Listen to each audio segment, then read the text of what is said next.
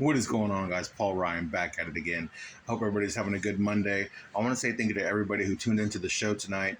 And I want to give a big thanks to Mike and Brendan for taking over the show tonight, filling in for me while I can't describe how bad this toothache is, guys. I really can't. I'm not going to gloat about it. I'm not going to go on and on about it. But yeah, that is why I was not on the show tonight.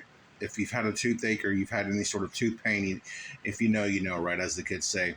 That being said, what I took away from tonight's show, some things that while listening to the podcast, of course, I got to support my guys, right? Was one thing about the offense. Of course, we can't properly evaluate it without Dak Prescott. But something I never actually thought about, and it was something that was mentioned in the offseason that I didn't really pay too much mind. I mean, I thought the author of the article brought up a good point when he mentioned it, but the article that the author wrote was sneaky positions of need, and one of those positions was tight end. And hey, he made some good points, but at the time, I mean, I'm thinking we have Jake Ferguson, we have Peyton Hendershot, we have John Stevens, and another gentleman who they were just talking about us.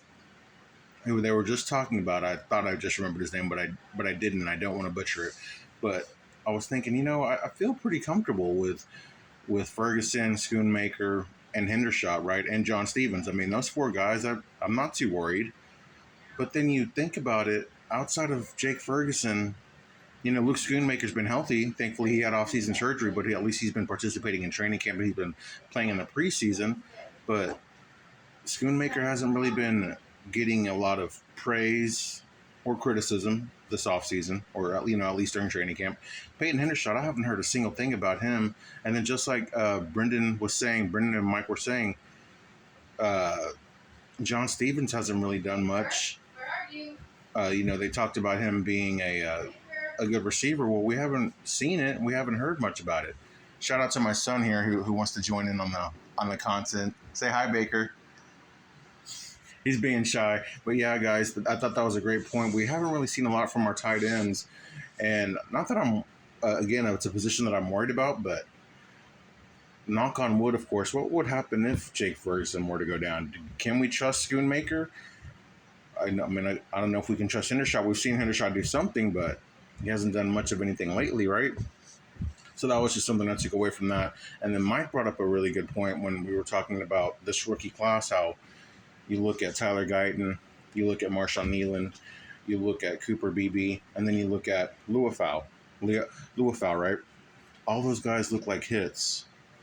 If all those guys are starters or playing quality snaps and productive, and then you can just get from your 2022 draft class, or 2023 draft class, just average play from Mazi, average play from Schoonmaker, you could be looking at this team in a whole different light. And I thought Mike brought up a good point, because when you have guys like Dak, you have guys like Trevon, you have guys like CeeDee Lamb, Ferguson, Brandon Cooks, Micah, obviously. When you have those types of players and then you complement them with good role players who just do their job, don't try to do too much, you can have a special team on your hands if things fall the right way. Yeah, of course, every team needs luck, right? But those are just a couple of things I took away. I'm trying not to be distracted by my son here. I think he is acting like he wants to be on the video, but he doesn't really want to. But yeah, again, just two things I took away from tonight's podcast. Of course, man, Brendan and Mike killed it. I wish I could have been there. I was there in spirit. But yeah, there was a great discussion by those guys. Loved the topics of discussion tonight. And again, thank you to everybody who joined us tonight. And again, I hope everybody's having a good Monday. And I'll see you guys tomorrow. Peace.